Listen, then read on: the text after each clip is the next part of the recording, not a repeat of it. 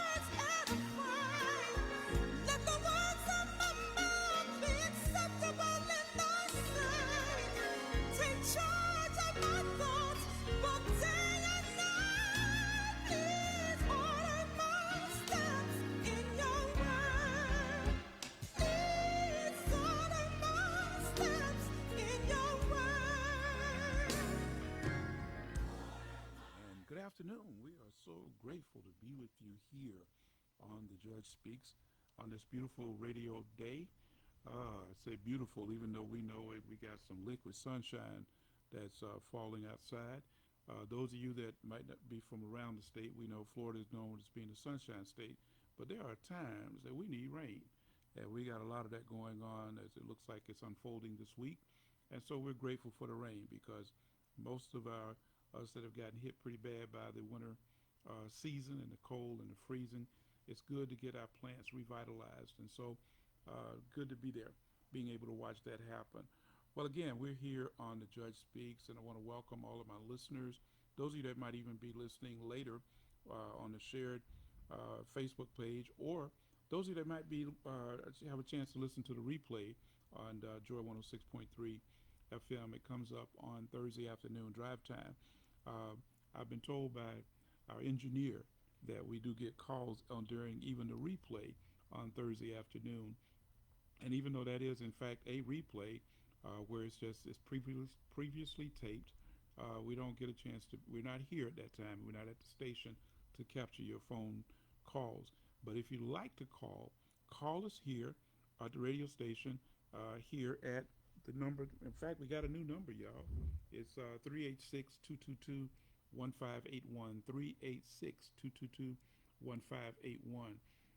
Who knows? Maybe we'll, at some point in the future, we'll work something out so that even if you call when we're not here, that I'll be able to get your questions and then be able to hopefully answer those questions at a later productive time. You know, one of the things that we do here, of course, is that I am a lawyer, retired judge. I've had a brilliant blessing of a career, multiple career activities. And so I'm always available. And even now, I'm working with the law firm of Chris Montz, whose main office is up in Lake Mary. And of course, I'm here in the Daytona Beach satellite office here. So those of you that are looking to talk to me on legal matters outside of the show, you can call me. Call the office at 386-238-9229, 386-238-9229. Of course, you can Google that name and Google that number. And then, of course, if there's something I can help you with by phone, we'll try to do that. If it's something requires more than that, we'll schedule an appointment. So hopefully for those of you that are calling in on those Thursday afternoons in the past, you now have access. If you want to call me directly, certainly we'll be happy to do whatever we can to help address your matters. Today is a beautiful day, even as I said earlier, even if it is raining. We're glad to have some rain. You know, April has slipped in on us, man. The entire first quarter has come and gone. And it's just kind of amazing to me how quickly, and I've had other friends tell me the same thing, it seems like the year is moving rapidly. And it could be because of a lot of things we see happening in the world around us. There's some crazy things going on, you know, but I'm grateful to know that God is still in charge. But for his grace, but for his mercy, man, with all the foolishness that we see happening these days, a lot of things happening. I mean, the country's at war, an undeclared war, no less. You know, from a legal point of view, this war has never been sanctioned by Congress. And Congress is the only one, to look by the Constitution, that should decide and determine whether or not we go into war. But we got a full-on war going on, and this president has launched it and did it without not only their approval but without their knowledge. And we're seeing now the consequences of that.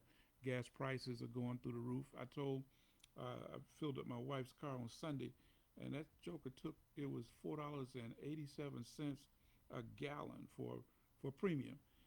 But that's not the only thing. I mean, and here's something that I'll put out there for those of you that are thinking about this. There's reports from many of the farmers in this country and from the Farms Association that we should be very mindful of the fact that down the road we may see some changes in the availability of certain foods. Because why?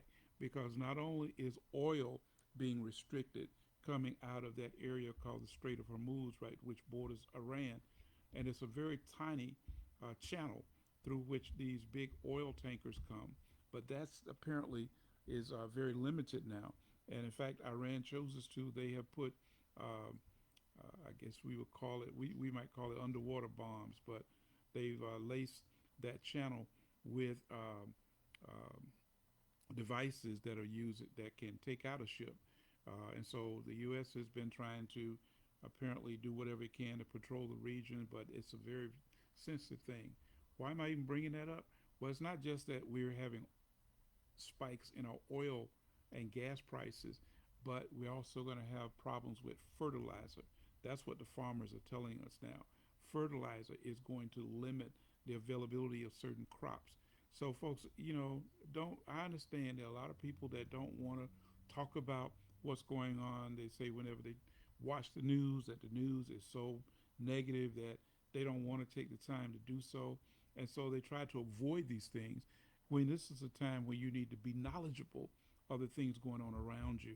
So I want to push and encourage you, stay tuned. You know, you don't have to watch the same station all the time. You can except Joy 106.3. You got to listen to that one all the time. But aside from that, there are a number of different ways you can get information. But I would suggest that you cross-check your information, because there are those who are, first of all, for example, what we're hearing here at the on the U.S. side is very different from what's being talked about on the international side. So if you got access to international capabilities, whether it be through the such as Al Jazeera is an international network. Oh wow, it's kicking back. It's actually kicking. I'm hearing myself. No, I think it's coming from there.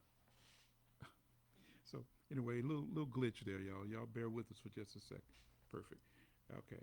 I made a little error there and left the volume up on my phone, so I think it was kicking it back to me. But what I'm saying is that there's a lot of information that's out there. Don't just limit your information to social media either, because there's a lot of folks who, for whatever reason, seem to get off on sending out misinformation. And so you want to make sure that what you're listening to is accurate. And even down to how sometimes they reframe things, how they reframe information. But, you know, you're wise and you're smart and you're more than capable of discerning truth from lies. And while there are a lot of lies that are out there, I want you to make sure that you all are prepared to keep yourself informed of all the things that are going on around us. And again, I'm going to emphasize, register to vote. If you haven't, and if you are registered, check your registration and make sure that everything is in order. This is an election year for those of us, particularly those of us here in Florida, where we'll be selecting a governor, we'll be selecting a number of House of Representatives, we'll be selecting some state senators, as well as some other folks at the local levels. So I want you to make sure that you're doing what you need to do to make sure that you are not only eligible to vote, but that you indeed do vote. And that's important. So that's one of my overriding themes today. Now, I always tell you that, and I believe that we never go to bed as ignorant as we were when we got up this morning. Every day we ought to be learning something new. I promote the idea of being a lifelong learner, which is important. So read, study, talk to people, turn off some of the foolishness. Basketball season is, college basketball season is coming to a close now. Big game last night. UConn got spanked by Michigan, and so they are now they're the men's college basketball champion. But at the same time on Sunday afternoon, Don Staley and South Carolina Gamecocks lost to UCLA Bruins. So a little disappointed on that one, but nevertheless, they've had a great season. There's a lot of things that are going on with the NCAA, folks, that you need to also be aware of. For example, just I think it was either Thursday or Friday, the president issued an executive order. He seems to be really determined that he's going to run this country from the pen of an executive order. Not that he wrote them, but somebody wrote it for him. But he signed an order basically reducing that impacts college athletics. That particular one that he signed limits the number of transfers. You hear a lot about the transfer portal. However, it limits the number of transfers that a college athlete can make to one in the course of his college career, where he can immediately play. He or she can immediately play. In the past, they've allowed transfers, but they had to sit out a season before they could actually play. But now, with the transfer portal that was activated previously, it allows for them to transfer from one school to another, even within the same conference, and they will be immediately eligible to play ball. But the president is banning that. He's also putting some limitations on a number of other things within the scope of the NCAA. Now, what's interesting to me is that NCAA is a private, not-for-profit organization, a billion-dollar company, no less.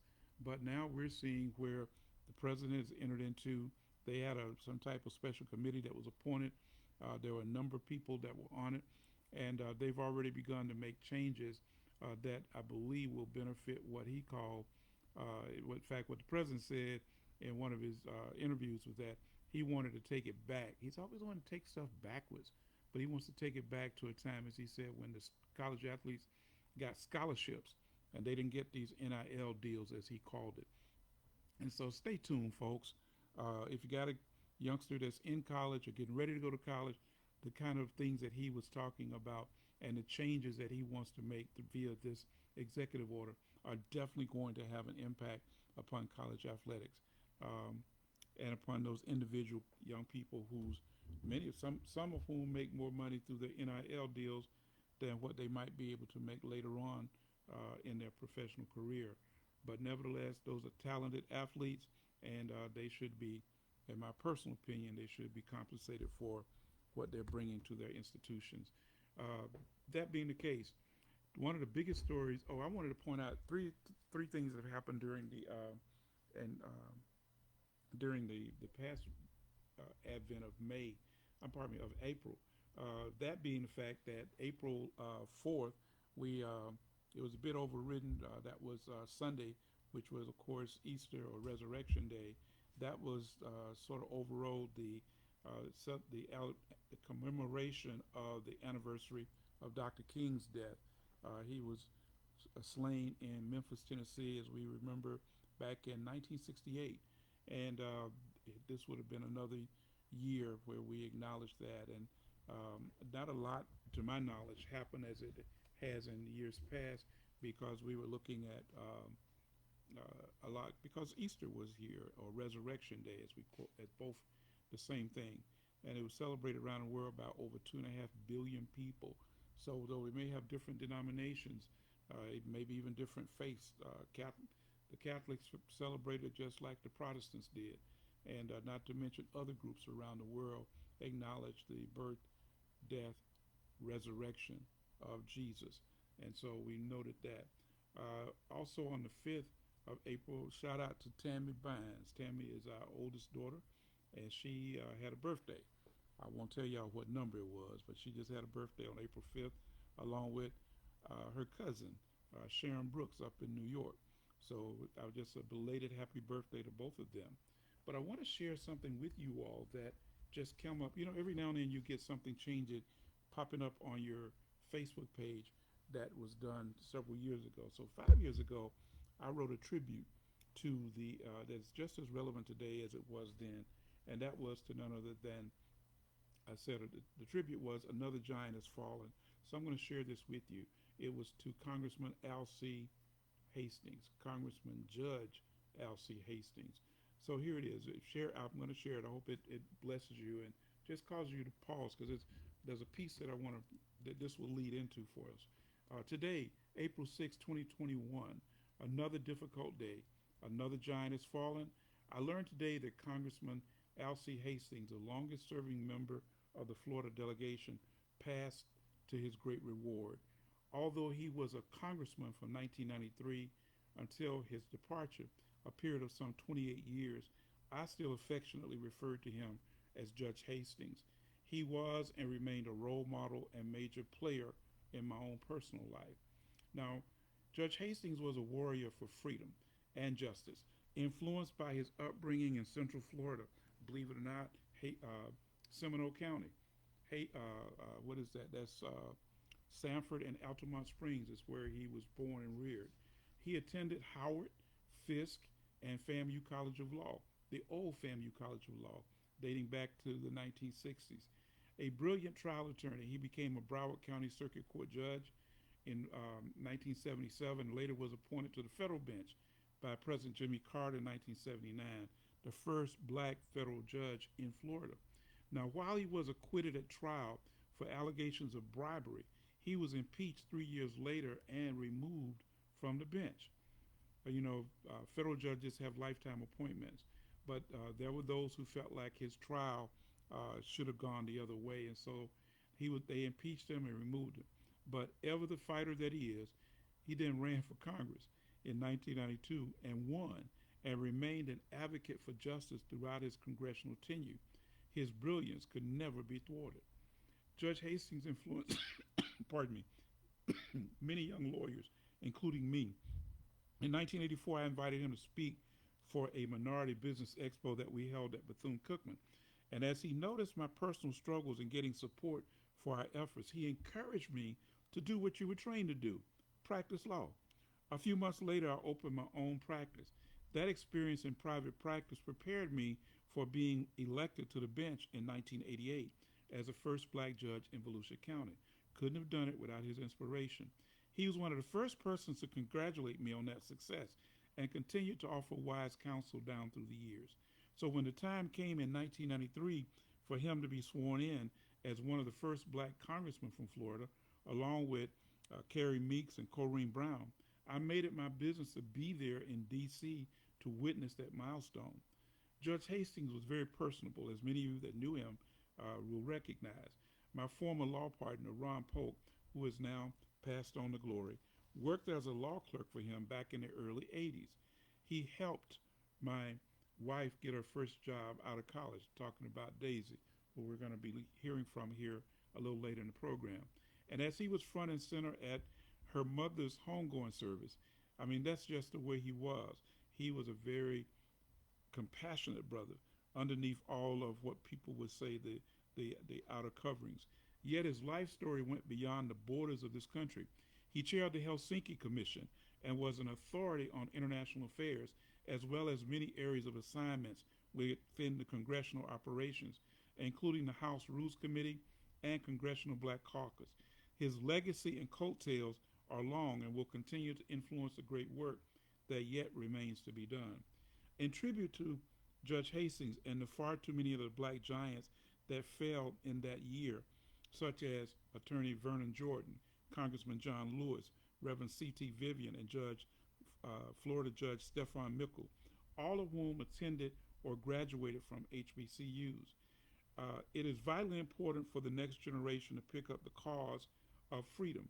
We're living in a time where those who lost in the recent election, that was in 2020, are determined to make it more difficult for black and brown people to vote in future elections. If we as a people and our leadership fail to stop these restrictive actions, could find ourselves reliving a post-Reconstruction atmosphere in this country where the essential elements of life in America are changed permanently, particularly for people like us. Who will step up to the plate? Who will answer the call of duty? I know that many of us are focused on making a living, but we cannot omit the fact that those who came before us, such as Judge Hastings, advanced the cause of justice, enabling many of us to be in the positions that we enjoy today. He and others have finished their work. The burden of pulling people together to protect our fundamental rights of citizenship is most important. I challenge you, who will accept that challenge and be willing to make the sacrifices where needed?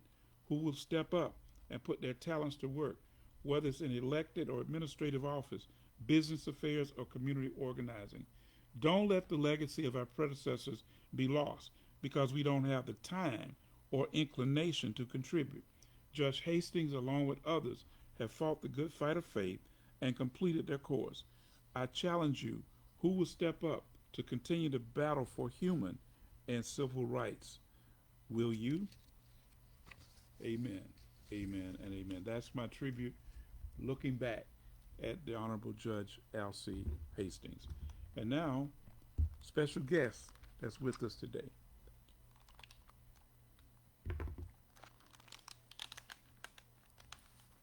All right. Hello. Hey, how are you? I'm doing well. How are you? Very good. Thank you for taking time out of your very busy schedule and joining us here today.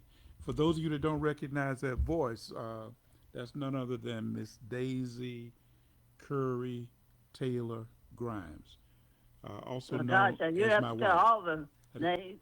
Got to call all But of them. I have a special guest also that is going to join in with this. Who's going to?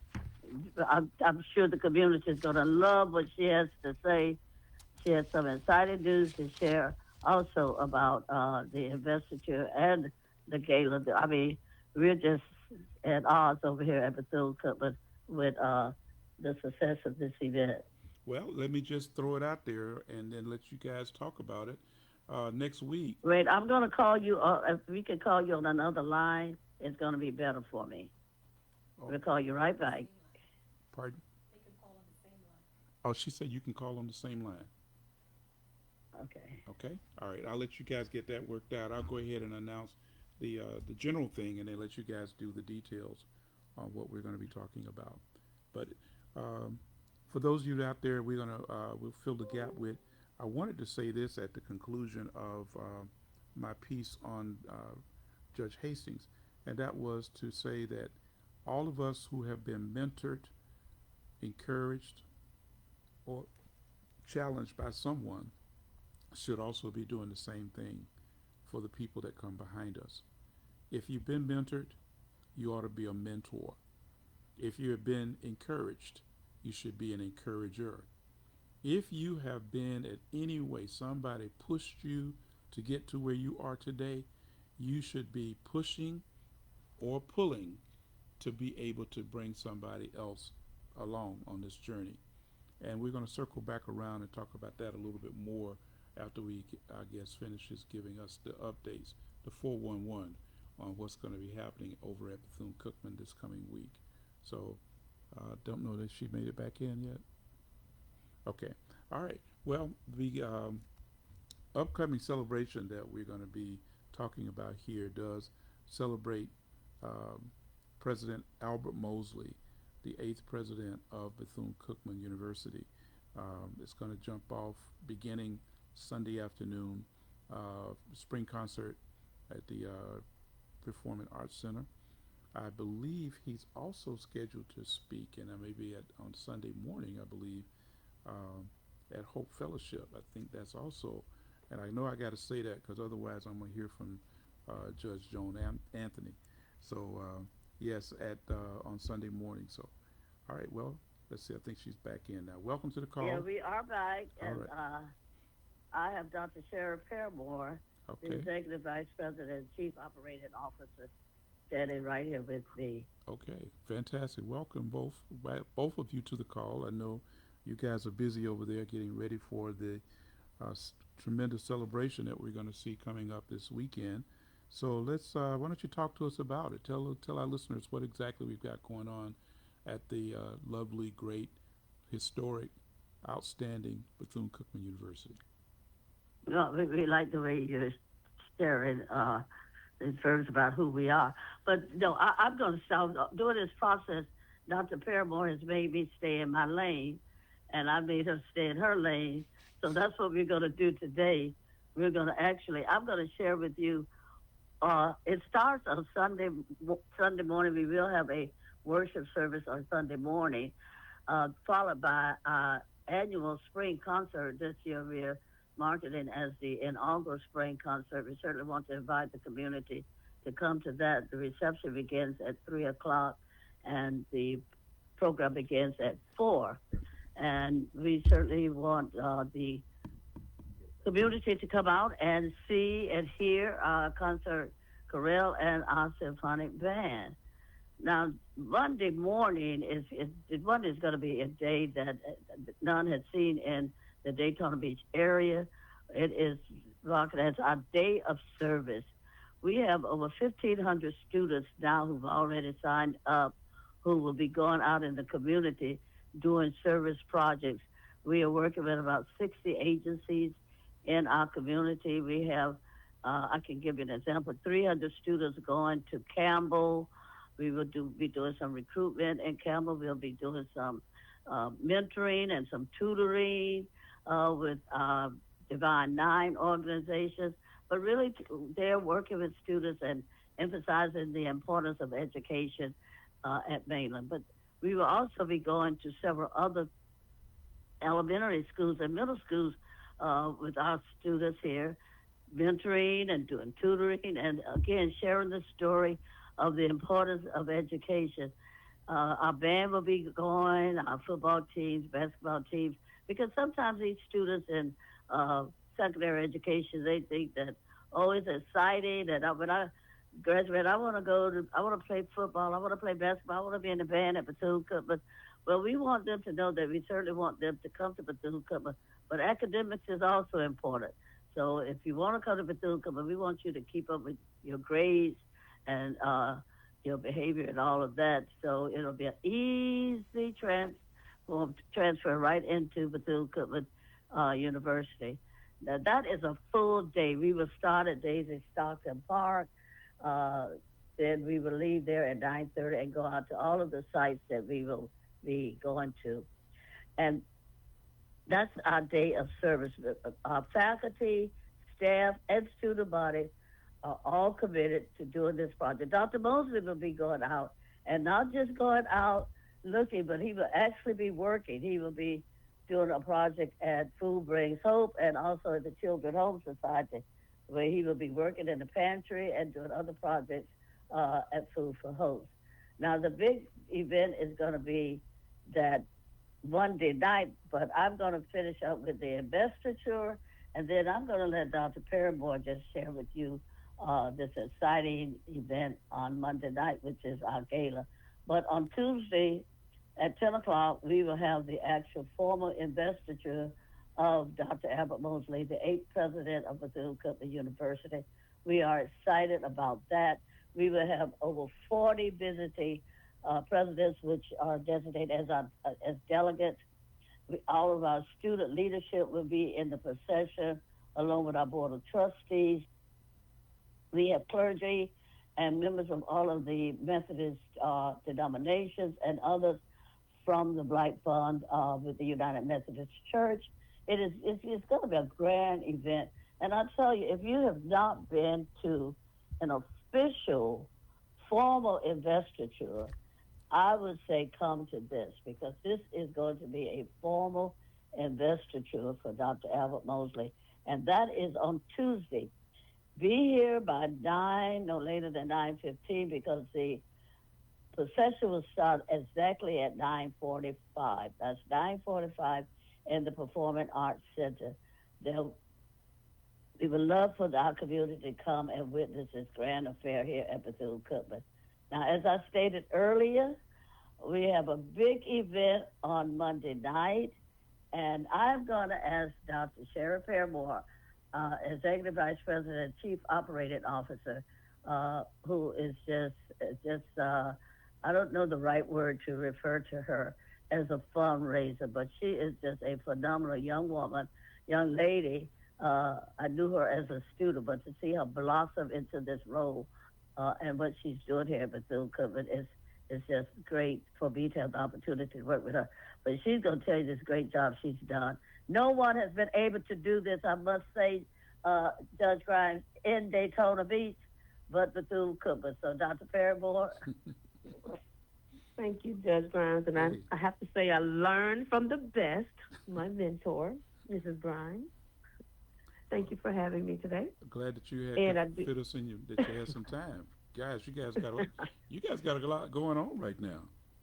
Well, when Mrs. Grimes calls, no matter what you're doing, you have to stop and respond. So, I do what I'm told here. Okay. So what's exciting about this, as we refer to the end of the workday on Monday? Everybody's going to run home, get cleaned up, and then we're going to head off to where? We're going to head to the Hilton Oceanfront Resort for a fabulous evening. One of the things that we are proud to say, because, we're having this gala to celebrate the inauguration of Dr. Mosley. We're calling him the eighth wonder of Bethune-Cookman University. Okay. But it really is a fundraiser as well, because one of the things that Dr. Mosley brought to the university was a fundraising to help students stay in college. Because, if we can't do that, we really have no reason to exist. And so our goal is to really make sure that our students are able to come to Bethune and persist through graduation. Mm-hmm. So as part of the gala, we launched the BCU Rising Fund, and we wanted to raise $1 million for our students, and these will be used for GAP scholarships. And so I'm so proud to say that we've hit that $1 million fundraising goal before we even made it to the event. So that was one thing. And then the second thing is we have nearly 1,000 friends of Bethune-Cookman, alumni, faculty, staff, corporate sponsors, those who invested in our students will be there to help celebrate Dr. Mosley's inauguration. Mm-hmm. And we will have a special speaker, Dr. Lomax, who is the CEO of UNCF, will also be there. But then to top the evening off, in addition to the fundraising and Dr. Lomax, and hearing from our president, we'll have a special guest performance by Yolanda Adams. All right. And so, it's going to be a fun evening. And, we like to say it's party with the purpose. Okay. And we don't want to, forget that purpose is to help our students stay in school. All right. Very good. Very good. And about how many people are you anticipating? Or, in fact, I actually got a text message just before the show started today where someone wanted me to connect them with Mrs. Grimes because they were still trying to get a ticket to the affair. So is it a complete sellout at this point? It is a complete sellout. Wow. Yes, we have maxed out the rooms. I tried to call back several times. Can we squeeze in 2 tables or a table, 10 people? And the answer is no. Oh, wow. We started out expecting about 300 people, and that's what we told the Hilton. And then a couple of weeks later, we went back and said, well, heck, can we extend the ballroom, get that second section? We did that. We went back a third time, and she was pretty much saying that this is it. We are completely maxed out for this event. So what do you anticipate the number? Are you free to tell us what that sellout looks like? Oh, it's 1,000 people. 1,000 people? 1,000 people. Wow. Yes, sir. Wow. Who are, and more would love to attend. So yes, we have maxed the occupancy for that ballroom. We don't want to have to call the fire marshal. No, we don't want that. But we do want to encourage those of you that are planning to attend, make sure you get there early. Because if you're talking about Absolutely. moving 1,000 people into the Daytona Beach Hilton, and you got to look at the parking, and you got to look at, all of that availability, movement within the Yeah, hotel to the I'm upstairs. glad you. Yes, I'm glad you brought that up because we have taken that into consideration. Valet holds approximately 450 vehicles, and they also have occupants at the hotel. So what we've decided to do was have a shuttle from Bethune-Cookman at the CCE building that will run back and forth to the Hilton just to alleviate some of those parking constraints. Oh, that's great. So everyone is available to utilize the shuttles. As a matter of fact, we encourage you to utilize the shuttles as opposed to, dealing with the traffic on Atlantic Avenue. Yeah. And it's still the remnants of spring break still exist. There's some places, some schools that are still there. And I believe I was passing by the Ocean Center over the weekend and I saw a sign referencing the fact that we've got the national cheerleader competition. So I don't know if it's started yet, they but are. They're leaving. They're leaving right at Yes. the time we're starting. They will be leaving. Yes, sir. Yeah, they leave out on Sunday morning, and we're going to set up our event on Sunday afternoon. Okay, all right. Well, that's great, and I know it's an awesome time for the university. Dr. Mosley has come in and done a phenomenal job providing great leadership, and his sensitivity and willingness to just engage people. I mean, he's one of those people that doesn't meet a stranger, and That's right. I've heard him speak from the pulpit as well as speak from the academic side, and have nothing but great admiration for him and for the work that he's doing to lead our school to greatness. Yes, sir. We're excited. So, we hope everyone can join us on the evening, those who have paid to be there. And if you find someone who cannot make it, beg to take their seat because you do not want to miss out. No ticket scalping, and I'll folks. turn it back over to Mrs. Grimes. But no ticket scalping now. We don't need No anybody. ticket scalping. I kind of like that idea. I can make some extra dollars. Wow. Well, I tell you what, it's a great thank celebration. You for allowing us to share. Okay. So I'm excited because we start on Hope Fellowship kind of kicks it all off Sunday morning. So Right. we're so grateful for that, and he's scheduled to be ministering during that time, and so we're just grateful for the work that Hope Fellowship is doing, and their great pastor. And as I said earlier, I know I have to make sure I shout out for Hope Fellowship so that I don't get in trouble with Judge Anthony. With George Anthony, that's right, because that is her church. That but is her church. Reverend Bishop Triplett served on the search committee. Oh, that's right. That's right. Yeah, he served on the search committee and is responsible for having us get Dr. Mosley here. So we thought that would be an ideal place for us to kick off this whole inaugural 3-day event. And I don't know if many people in the community realize that Dr. Mosley is also an ordained United Methodist minister. Mm-hmm. So worshiping is very, very important to him. And he wanted to start off this event with a worship service. So we are very, very excited about being able to attend Hope Fellowship with the president and the cabinet and the student leadership. Okay, all right. Well, we are excited to see it all get started. And then, as you said earlier, spring concert, an annual affair. That's going to be Sunday afternoon, reception at 3. Program starts at 4. Dr. Donovan Wells and the Symphonic Band will also be co-featured with Dr. Carlin Richards and the concert choir. And folks, let me just tell you, if you're out there in the community, you've never seen either of these entities perform, man, it's a vivid display of musical talent. And I tell you what, I think you can't get that good on Broadway.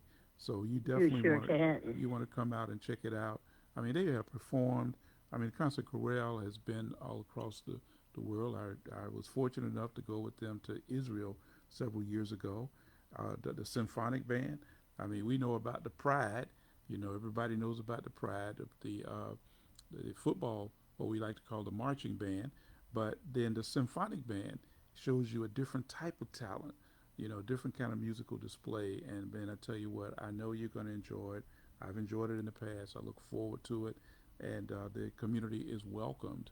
And also a good opportunity for you to be able to connect with people once again if you've been away for any time. So, and then of course, as you said, Monday morning, what time does the day of service start? The day of service starts at really at 9 o'clock because there's breakfast for students at 8. Okay. But the day of service actually starts at 9. We will be transporting our students to all of the different locations. And we're really excited about the day of service. In fact, this is what Dr. Mosley is really is truly excited about. You know, we are happy about the investiture because he's going to be robed and all of that by the trustees, take the oath. He will receive the legacy box, which contains the original charter of the school and the last will and testament, Mrs. Bethune's upper room that she was reading the day that she passed. All of these are part of our great legacy of the university, which is in a steel mahogany box that will be presented to him by the board, which states to him that this is who we are, this is our legacy. We're charging you with continuing the great legacy of our founder. All of that's exciting to all of us, but for Dr. Mosley, he says the day of service, he wants our students to get an opportunity to show this community that we truly believe in what our motto is, enter to learn, depart to serve. And he believes that you don't wait until you graduate to serve, that we must be about service now. So our students will be all over this community doing service projects. And we want to thank the community for opening up their arms and saying they're excited about us bringing students to them. So it's a great time at Bethune-Cookman. All right. And we certainly want everyone to come and share with us. And also, while we're on, I would like to say to your listening audience that we will be starting back. I will be starting back. This is April. In June, we plan to kick off our new series on Monday. I will come back on the air on Monday, but it will really be focusing a lot on Bethune-Cookman University. We will have different faculty members covered on talking about what we're doing in Global College, what we're doing with our program called RISE, and really keeping the community engaged with what's going on at Bethune-Cookman University. So we look forward to being able to join, get back on the air in June. Okay. Well, folks, you heard her now. She made that commitment that she's going to be back. Because we both go out in the community a lot in different places, and I had so many people asking me, well, where's Miss Grimes? We know she's up at Bethune. We know she's working, but we was hoping to hear her on her radio show. So she made that commitment that she's gonna. They're working it out. They're gonna have something going on that's gonna be talking, particularly celebrating the work that's going on there. You know, we're in a challenging time, folks, for our HBCUs, not just Bethune, but all HBCUs across the state and the country. And there are those who think that we no longer need HBCUs. And unfortunately, some of them are actually in positions of leadership in the country. And so this is an opportunity for us to be able to showcase the work that's going on. And of course, I'm also working on a special project with my alma mater, Kentucky State, that's going to happen in June down in Tampa. So these are some, again, just trying to highlight the fact that the importance of our schools. And we need your support. All of us need your support. Every HBCU that there is. It doesn't have to be, if you may not be able to afford the thousands and the like, but if you can afford the hundreds, if you can afford the tens, if Dr. Bethune can start with $1.50 and faith in God, I guarantee you that whatever you give to support Bethune-Cookman or any of your HBCUs, whether that you graduated from there or whatever HBCU you may have graduated or that you choose to support, whatever you give, I know will be appreciated, and that's what this thing is all about. So, 85. It is. And Judge Grubbs, you say $1.50. wanted to just share with the audience that in that box that the president will be giving, it's to me it's so significant because I'm a lover of history, as you know. It is in a sealed glass bottle that's in that box, $1.50, which symbolizes what she started in school with. And we had a person who was kind enough to donate that to us some time ago to put in that box of silver dollars. So we really like that because we feel like when we read the history that's really was all the change that she had was $1.50. We know it was $1.50, but we know that it was not in a dollar bill. It was actually change that she had, that she gave Mr. Williams over there on Oak Street.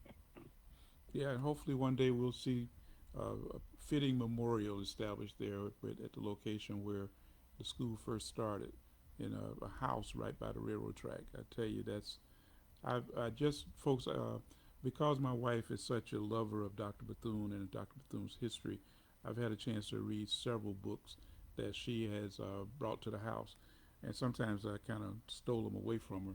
She was looking for them, but I was doing my best to learn more about Dr. Bethune. And as I've said many times in my own speeches, that Dr. Bethune is my heroine because of what she was able to do that touched the lives of so many people, not just black folks, but white folks, Hispanic folks, anybody that she could basically lay a hand on. She wanted to be that encourager. And so that we're going to talk about that as I wrap up the program here this afternoon. But I'm just glad to have a chance to have my wife on, and she can talk to you about what's the work that she's been doing in preparing for this great upcoming celebration. And I hope that those of you that are out there are as excited as I am about the event, the activity. Those of you that will see some of our students, will the students be wearing BCU T-shirts to designate Yes, they themselves will be at wearing the service? special T-shirts Okay. that we have made that says "Save the Day" for Bethune-Cookman. Okay. Yes, indeed. All right. So, folks, that if you see some of our students on the day of service next Monday, don't be afraid to walk up and greet them and say hello to them, and and they in turn are looking for that connection in this community as well. And the fact that you all are doing this with, what you say, elementary, middle, and high school youth, as well as other people in the community, other not-for-profits that could always use extra help. So we're grateful to see that, to know that. Okay, sounds like y'all got a little something you wanted to add. Did I get that right? Okay, looks like I lost the signal.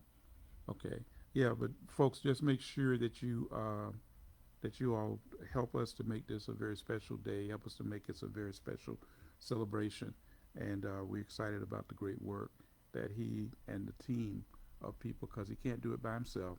He's got a great team. He's a symbol around him, and let's look forward to seeing that the best is indeed yet to come.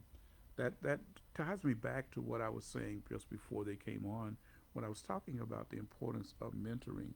As I was sharing that Judge Hastings and the influence he had on my life, it's kind of, now this one's kind of, okay, the point I'm going to make here might be a little bit presumptuous, but I remember going in his office when thereafter my law partner, Ron Polk, who was at that time his law clerk, but I remember going in Judge Hastings' office, and he had this wall full of plaques. And I remember being so impressed by that. I said, man, this guy's got a whole wall. And I'm not talking about a small wall. I'm talking about a large wall full of plaques where people had given him over the years for the dedication and service he had provided to them, or when he spoke at different events. And so I remember thinking, say, wow, one day I'd like to have a wall full of plaques myself. Well, be careful what you ask for. But it came with a price of service. But before I left my office in the land, I had a wall full of plaques that, of different speaking engagements or different honors that people had given me. And so I say to you, particularly passing that on to the younger people, that, putting mentors in front of them, putting people who can encourage them in front of them is so vitally important. Because even I, at that time, was a young lawyer, but still what was motivated, encouraged by just looking at the example of service that existed on his wall. And so you can never, ever serve too much. Dr. King said in his last message that because he quoted from the book of Matthew, where he talked about the sons of thunder wanted to be one wanted to sit on his left on Jesus's left hand, the other on his right, when he came into his paradise. Well, he said, no, that's not for me to give. He said, but everybody can be great because everybody can serve. And so it's very apropos that, believe it or not, your service and the service of those young people going out to these various activities and organizations in the community will in fact inspire kids that they don't have a clue about right now. And that's the thing about mentoring, the thing about inspiration. And mentoring, you zero in. You are focused upon being able to help a one youngster or two youngsters or whoever knows how many. But when you get to the point of just inspiring by your walk, by your daily interactions with young people, they can see a future because they can see you. And they always say that if you see it, you can be it. And so I want to just sort of, as we get wrapping up here, and nobody called in this morning, but I know y'all are calling in on Thursday afternoons. We're going to try to work through that. But again, 386-222-1581, 386-222-1581 is our call-in number.